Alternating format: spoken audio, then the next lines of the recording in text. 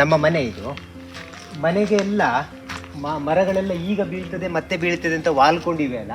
ನಮ್ಮ ಮನೆಗೆ ಹೊಸದಾಗಿ ಯಾರೇ ಬರಲಿ ಅವರು ಅಣ್ಣ ಮರ ಬೀಳ್ತಾ ಇದೆ ಅಂತ ನಮ್ಗೆ ಗಾಬರಿ ವ್ಯಕ್ತಪಡಿಸ್ತಾ ಇದ್ದಾರೆ. ಯಾಕೆ ತೆಗೆದುಬಿಡಿ, ಕತ್ತರಿಸಿಬಿಡಿ ಅದನ್ನು ಅಂತ. ಆಮೇಲೆ ಫಾರೆಸ್ಟ್ ಪರ್ಮಿಷನ್ ಕೊಡ್ತಾರೆ, ಕತ್ತರಿಸಿಬಿಡಿ ಅಂತೇಳಿ ಸಜೆಷನ್ ಕೊಡ್ತಾ ಇರ್ತಾರೆ. ಆದರೆ ಯಾವತ್ತೂ ಕೂಡ ಎಷ್ಟೋ ಸಮಯ ಆಯಿತು, ಯಾವತ್ತೂ ಕೂಡ ಈ ಮರಗಳು ನಮ್ಮ ಮನೆಗೆ ಬಿದ್ದದ್ದೇ ಇಲ್ಲ. ಅದಕ್ಕೊಂದು ನಾನು ಉಪಾಯ ಕಂಡುಕೊಂಡಿದ್ದೇನೆ ಮಿತ್ರ. ಇವತ್ತು ನಾನು ಅದನ್ನು ಹೇಳ್ಕೊಡ್ತೇನೆ. ಅಷ್ಟು ಮಾತ್ರ ಅಲ್ಲ, ಈ ಮರಗಳನ್ನ ನಾನು ಉಳಿಸ್ಕೊಂಡದ್ದು. ಅಲ್ಲಿ ನಿಮಗೆ ಬಿದಿರು ಆ ಮರ ಎಲ್ಲ ಕಾಣ್ತದಲ್ಲ, ಅದನ್ನು ನಾನು ನೆಟ್ಟುಕೊಂಡದ್ದು ಮನೆಗೆ. ಅದನ್ನು ನೋಡಿದವ್ರು ತುಂಬ ಜನ ಹೇಳ್ತಾರೆ, ಅಣ್ಣ ಯಾಕೆ ಮನೆ ಪಕ್ಕ ಮರ ನೆಟ್ಕೊಳ್ಬಾರ್ದು, ಮನೆಗೆ ಬೀಳ್ತದೆ. ಮತ್ತು ಇದು ಮಲೆನಾಡು ಜಾಗ ಅಲ್ಲ, ತುಂಬ ಗಾಳಿ ಮಳೆ ಇರ್ತದೆ, ಯಾವಾಗ ಮುರಿದು ಬೀಳ್ತದೆ ಅಂತ ಹೇಳಲಿಕ್ಕಾಗೋದಿಲ್ಲ. ಆದರೆ ಮಿತ್ರರೇ, ಇವತ್ತಿನವರೆಗೂ ಯಾವ ಮರನೂ ಮುರಿದು ನಮ್ಮ ಮನೆಗೆ ಬೀಳಲಿಲ್ಲ. ಅದಕ್ಕೊಂದು ಉಪಾಯ ನಾನು ಕಂಡುಕೊಂಡಿದ್ದೇನೆ. ಅದನ್ನು ಇವತ್ತು ನಾನು ನಿಮಗೆ ಹೇಳ್ತೇನೆ. ಮಿತ್ರರೇ, ಇದರಲ್ಲಿ ಚಿರುವೆ ಮರ ಅಂತ ಹೇಳ್ತಾರೆ. ಮರ ಭಯಂಕರ ಗಟ್ಟಿ, ಆದರೆ ಅದರ ಬೇರು ಮೇಲ್ಗಡೆ ಹರಡಿಕೊಂಡಿರ್ತದಲ್ಲ. ಅಷ್ಟು ಮಾತ್ರ ಅಲ್ಲ, ನಮ್ಮ ಮನೆಗೆ ಬರುವ ದಾರಿ ಅಂತೇಳಿ ಅದನ್ನು ಸ್ವಲ್ಪ ಬರೆ ತೆಗೆದಿದ್ದೇನೆ. ಅದು ಯಾವಾಗ ಬೇಕಾದರೂ ಅರ್ಧ ಕುಸ್ತಿದೆ ಮರ, ಇದು ಬರೆ. ಅದು ಯಾವಾಗ ಬೇಕಾದರೂ ಅದು ಕುಸ್ತು ಈ ಕಡೆ ಬೀಳ್ಬೋದು. ಮತ್ತೆ ಮರ ಪೂರ್ತಿ ಇತ್ತ ವಾಲಿಕೊಂಡಿದೆ. ಅದಕ್ಕೆ ಅದರಲ್ಲಿ ಆಶ್ಚರ್ಯ. ನಾನು ನಮ್ಮನೆಗೆ ಹೊಸಬರು ಯಾರು ಬರ್ತಾರಲ್ಲ, ಅವರು ಗಾಬರಿ ವ್ಯಕ್ತಪಡಿಸೋದ್ರಲ್ಲಿ ಆಶ್ಚರ್ಯ ಇಲ್ಲ.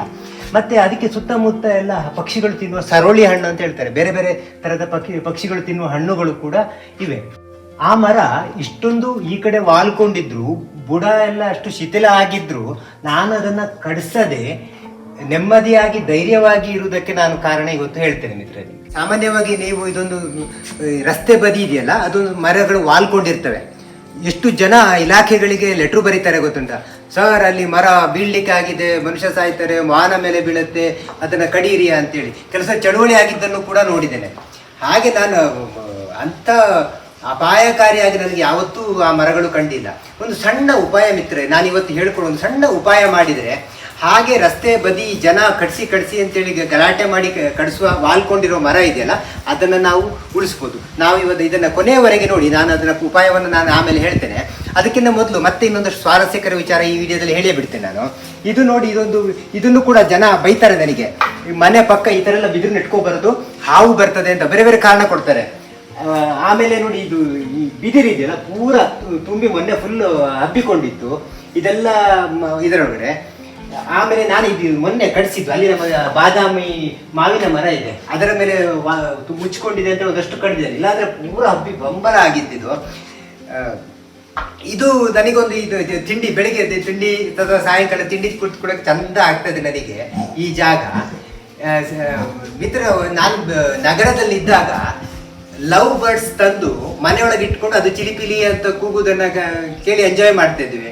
ಈ ನಾವು ಇಲ್ಲಿ ಒಂದು ಕೂತಿದ್ದಾಗ ಈ ಗುಬ್ಬಚ್ಚಿ ತರ ಚಿಕ್ಕ ಚಿಕ್ಕ ಹಕ್ಕಿಗಳು, ನನಗೆ ಹೆಸರು ಗೊತ್ತಿಲ್ಲ, ಪಕ್ಷಿ ಶಾಸ್ತ್ರಜ್ಞ ಅಲ್ಲ, ಅವೆಲ್ಲ ಇಲ್ಲಿ ಕೂತು ಚಿಲಿಪಿಲಿ ಮಾಡ್ತಾ ಇರ್ತವೆ.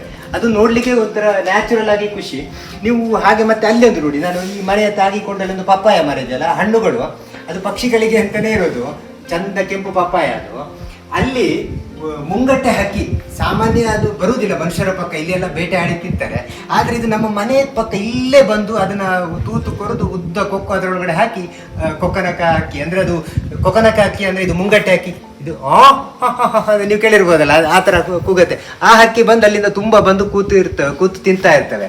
ಆಮೇಲೆ ತರಾವರಿ ಪಕ್ಷಿಗಳು, ಇಲ್ಲಿ ಅಲ್ಲಿ ಒಂದು ದೊಡ್ಡ ಸೀಬೆ ಮರ ಇದೆಯಲ್ಲ, ಅದೆಲ್ಲ ಪಕ್ಷಿಗಳದ್ದೇ ಸಾಮ್ರಾಜ್ಯ. ಅವು ಬಂದು ಇಲ್ಲಿ ಕೂತು ಇಲ್ಲಿ ಚಿಲಿಪಿಲಿ ಮಾಡ್ತಾ ಇರ್ತವೆ, ಈ ಬಿದಿರಿನಲ್ಲಿ ಕೂತ್ಕೊಳ್ತವೆ. ಬೇರೆ ಬೇರೆ ಥರ ಹಕ್ಕಿಗಳು. ಹಾಗೆ ನನಗೆ ಇದನ್ನು ಕಡಿಸಿ ಹಾಕಬೇಕು ಅಂದರೆ ನಮಗೆ ಯಾಕೋ ಅನಿಸಲೇ ಇಲ್ಲ. ಜನ ತುಂಬ ಹೆದರಿಸಿದ್ರು, ಹಾವು ಬರುತ್ತೆ ಅಂತ. ಅದು ಯಾವುದೋ ಒಂದು ಹಾವಿನ ಹೆಸರು ಹೇಳಿದ್ರು. ಆ ಹಾವುಗಳೆಲ್ಲ ಬರ್ತದೆ ಅಂತೇಳಿ ಹೆದರಿಸಿದ್ರು ನನ್ನನ್ನು. ಯಾವತ್ತೂ ನನಗೆ ಆ ಥರ ತೊಂದರೆ ಕೊಡಲಿಲ್ಲ. ಮರ ಹಾವುಗಳು ಅದೆಲ್ಲ ಬರ್ತವೆ, ಅದು ಕೂಡ ನೋಡಲಿಕ್ಕೆ ಚಂದನೇ ಇರ್ತವೆ.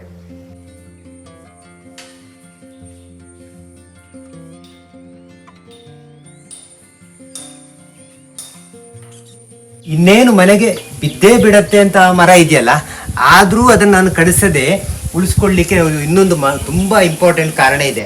ನೀವು ಇಲ್ಲಿ ನೋಡಿ, ಅದು ಸ್ವಲ್ಪ ಎತ್ತರದಲ್ಲಿದೆ ಮರ. ಅಲ್ಲಿಂದ ಈ ಕಡೆ ಗ್ಲೈಡ್ ಆಗಿ ನಮ್ಮ ಅಂಗಳದ ಆ ಬದಿಯಲ್ಲಿ ನೋಡಿ ಅದೊಂದು ಮರ ಇದೆಯಲ್ಲ, ಅದನ್ನು ಬೈನೆ ಮರ ಅಂತ ಹೇಳ್ತಾರೆ.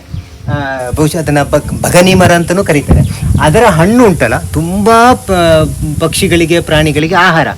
ಅದು ಈ ಮುಂಗಟ್ಟೆ ಹಕ್ಕಿ ಇದೆಯಲ್ಲ, ಅದಕ್ಕಂತೂ ಅದು ಭಾರಿ ಇಷ್ಟ. ಅದರ ಮೇಲೇನೆ ಅದು ಡಿಪೆಂಡ್ ಆಗಿದೆ ಅಂತ. ಅದರ ಮೇಲೆ ಬಂದು ಕೂತಿರ್ತವೆ. ಸ್ವಯ್ ಅಂತ ಅವು ಗ್ಲೈಡ್ ಹಾಕೊಂಡು ಬಂದು ಅಲ್ಲಿಗೆ ಹೋಗ್ತವೆ. ಇಲ್ಲೆಲ್ಲ ಈ ಪರಿಸರದಲ್ಲಿ ಅವ್ರದ್ದೇ ಒಂದು ಮಹಾಸಭೆ ನಡೆದಿರ್ತದೆ. ಹಾ ಹಾ ಹಾ ಹಾ ಅಂತೇಳಿ ಫುಲ್ ಸಭೆ. ಅದು ಆ ಬೈನ ಮರ ಮತ್ತೆ ಅಂಥದ್ದೆಲ್ಲ ತುಂಬಾ ಬೈನ ಮರಗಳು ಕೂಡ ನಾನು ಉಳಿಸ್ಕೊಂಡಿದ್ದೇನೆ. ತುಂಬಾ ಜನ ನನಗೆ ಬೈತಾರೆ, ತೋಟದಲ್ಲಿ ಬೈನ ಮರ ಇದ್ರೆ ಅದು ಗೊಬ್ಬರ ಎಲ್ಲ ತಿಂತದೆ ಅಣ್ಣ, ಅದನ್ನು ತೆಗೆದು ಹಾಕಿ ಅದು ಉಪದ್ರ ಅಂತೇಳಿ. ನನಗೆ ಆ ಥರ ಏನು ಕಮ್ಮಿ ಕಾಣಲಿಲ್ಲ. ಅದಕ್ಕಿಂತ ಹೆಚ್ಚಿನ ಈ ದುಡ್ಡಿನ ಲಾಭದ ಹೊರತಾಗಿ, ಅದರ ಆಚೆ ಅಂತ ನಮ್ಮ ಚಾನೆಲ್ ಹೆಸರಿಟ್ಟಿದ್ದು ಅದಕ್ಕೆ, ಅದರ ಆಚೆ ಅದರ ಹೊರತಾಗಿ ನನಗೆ ತುಂಬಾ ಒಂದು ಖುಷಿ ಕೊಡುವಂತ ಒಂದು ಪರಿಸರ. ನಾನು ಹೇಳಿದಲ್ಲ, ಆ ಮರದಿಂದ ಸ್ಲೈಡ್ ಆಗಿ ಆ ಮರ ಕಡಿದ್ರೆ ಅವರಿಗೆ ಲ್ಯಾಂಡಿಂಗಿಗೆ ಜಾಗನೇ ಇರುವುದಿಲ್ಲ, ಅಲ್ಲಿ ಕೂತ್ಕೊಳ್ಳಿಕ್ಕೆ ಜಾಗ ಇರುವುದಿಲ್ಲ. ಮತ್ತೆ ನಾನು ಇಲ್ಲಿ ನೋಡಿದ್ರೆ ಕೆಳಗಿನ ಅಂಗಳದಲ್ಲಿ ಈಗ ಅಲ್ಲಿ ಅಡಿಕೆ ಮುಗಿದ ಮೇಲೆ ಅದನ್ನು ಉತ್ತು ನಾನು ಕೃಷಿ ಭತ್ತ ಮತ್ತೆ ಜೋಳ ಎಲ್ಲ ಹಾಕ್ತೇನೆ. ಆವಾಗಂತೂ ಎಲ್ಲಿ ಎಲ್ಲಿ ಇರ್ತಾವೋ ಇಲ್ಲೋ ಗೊತ್ತಿಲ್ಲ, ಅವು ತುಂಬಾ ಗುಂಪಾಗಿ ಗುಬ್ಬಚ್ಚಿ ತರ ಹಕ್ಕಿಗಳು, ಗರ್ಬೀಜ ಅಂತೇನೋ ಇಲ್ಲಿ ಸ್ಥಳೀಯ ಪರಿಚಯ ಭಾಷೆಯಲ್ಲಿ ಅದನ್ನ ಕರೀತಾರೆ, ತುಳುವಲ್ಲೇನೋ. ಆ ಹಕ್ಕಿಗಳು ಒಂದು 50, 100, 200 ಬರ್ತವೆ. ಅವು ಬಂದು ಆ ಮರದಲ್ಲೆಲ್ಲ ಕೂತಿರ್ತವೆ. ಸ್ವಯ್ ಅಂತ ಗುಂಪಾಗಿ ಮೋಡದ ಹಾಗೆ ಅಲ್ಲಿ ಗದ್ದೆಗೆ ಹೋಗ್ತವೆ, ಭತ್ತ ಕಚ್ಕೊಂಡು ಹಾಗೆ ಬಂದು ಮರದ ಮೇಲೆ ಕೂತಿರ್ತವೆ. ಇದೊಂದು ನೋಡ್ಲಿಕ್ಕೆ ಖುಷಿ ಇರ್ತದೆ ಸ್ನೇಹಿತರೆ. ಅದಕ್ಕೆ ನಾನು ಈ ಚಾನೆಲ್ಗೆ ಹೆಸರು ಅದರ ಆಚೆ ಅಂತ ಇಟ್ಟದ್ದು. ಈಗ ಬನ್ನಿ ಮಿತ್ರರೇ, ನಾನು ಇನ್ನೇನು ನಮ್ಮ ಮನೆ ಮೇಲೆ ಬೀಳತ್ತೆ ಅಂತಿರುವ ಮರವನ್ನು ಆ ಥರ ಅಷ್ಟು ವಾಲ್ಕೊಂಡಿರೋ ಮರವನ್ನು ಕೂಡ ನಾನು ಹೇಗೆ ಉಳಿಸ್ಕೊಳ್ತೇನೆ ಅಂತೇಳಿ ತೋರಿಸ್ತೇನೆ, ಬನ್ನಿ. ನೋಡಿ ಮಿತ್ರರೇ, ನನ್ನ ಮನೆ ಮೇಲೆ ಆ ಕಡೆ ಬೀಳಿಕೆ ಅಂತ ಆ ಕಡೆ ತುಂಬ ಮರಗಳು ವಾಲ್ಕೊಂಡಿವೆಲ್ಲ, ಆ ಒಂದೊಂದನ್ನು ಕೂಡ ನಾನು ಈ GI ವೈರ್ ಅಂತ ಸಿಗ್ತದೆ ನೋಡಿ ಅಂಗಡಿಯಲ್ಲಿ ತೋರೋದೊಂದು 4 mm ಸಿಗ್ತದೆ, ಗಟ್ಟಿ ಇರ್ತದೆ, ಸುಮಾರು ವರ್ಷ ಏನಾಗೋದಿಲ್ಲ. ಅದನ್ನು ತಂದು ಎಳೆದು ನಾನು ಈ ಕಡೆ ಹಿಂಭಾಗದ ಗಟ್ಟಿ ಮರಗಳಿಗೆ ಕಟ್ಟಿರ್ತೇನೆ. ನೋಡಿ, ಇದು GI ವೈರ್. ಪ್ರತಿಯೊಂದು ಮರವನ್ನು ನಾನು ಹೀಗೆ ಕಟ್ಟಿದ್ದೇನೆ. ಆಗ ನಾನು ಅರಣ್ಯ ಇಲಾಖೆಗೆ ಅರ್ಜಿ ಕೊಟ್ಟು ನಮ್ಮ ಮನೆಗೆ ಮರ ಬೀಳಲಿಕ್ಕಾಗಿದೆ ಕಟ್ಸಿ ಅಂತ ನಾನೇನು ಹೇಳಬೇಕಾಗಿಲ್ಲ. ನೋಡಿ ಅದನ್ನು ಹೇಗೆ ಕೆಲಸ ಮಾಡ್ತದೆ ಅಂತ ನಾನು ಸಿಂಪಲ್ ಆಗಿ ಹೇಳ್ತೇನೆ. ನೋಡಿ, ಇದು ನಮ್ಮ ಮನೆ ಅಂತ ಇಟ್ಕೊಳ್ಳಿ, ಇದು ವಾಲ್ಕೊಂಡಿದೆ. ಇದನ್ನು ನಾನು ಈ ಥರ ಕಟ್ಟಿದ್ದೇನೆ. ಯಾವತ್ತು ಬುಡ ಸಮೇತ ಅದು ಮುರಿದು ಬಿತ್ತು ಅಂತ ಇಟ್ಕೊಳ್ಳಿ, ಬೀಳುವಾಗ ಅದು ಬುಡ ಹೀಗೇ ಬೀಳತ್ತೆ ಹೊರತು ಈ ಮನೆ ಮೇಲೆ ಬೀಳುವುದಿಲ್ಲ. ಇದು ಸಿಂಪಲ್ ಫಿಸಿಕ್ಸ್. ಈ ಮರದ ತೂಕ ಒಂದು 10,000 kg ಅಂತ ಇಟ್ಕೊಳ್ಳಿ. 10,000 kg ಈ ತಂತಿಯ ಮೇಲೆ ಲೋಡ್ ಬೀಳುವುದಿಲ್ಲ. ಅದು ತುಂಬ ಕಮ್ಮಿ ಲೋಡ್ ಇರುತ್ತೆ. ಯಾವಾಗ ಅದು ವರ್ಟಿಕಲ್ ನಿಂತಿದ್ದಾಗ ಅದು ಬೀಳುವಾಗ ಮನೆಯನ್ನು ತಪ್ಪಿಸಿ ಹೀಗೆ ಬೀಳುತ್ತೆ, ಬೀಳುವುದಾದರೂ ಕೂಡ, ಅಥವಾ ಅದು ಹೀಗೆ ಬೀಳುತ್ತೆ, ಮನೆ ಮೇಲೆ ಬೀಳುವುದಿಲ್ಲ. ನಾನು ಯಾಕೆ ಈ ವಿಡಿಯೋ ಮುಖಾಂತರ ಹೇಳ್ತಾ ಇದ್ದೇನೆ ಅಂದರೆ ಮಿತ್ರರೇ, ತುಂಬ ಜನ ಮರದ್ವೇಷಿಗಳು ಅಂತ ಕರಿತೇನೆ ಅವ್ರನ್ನ ನಾನು.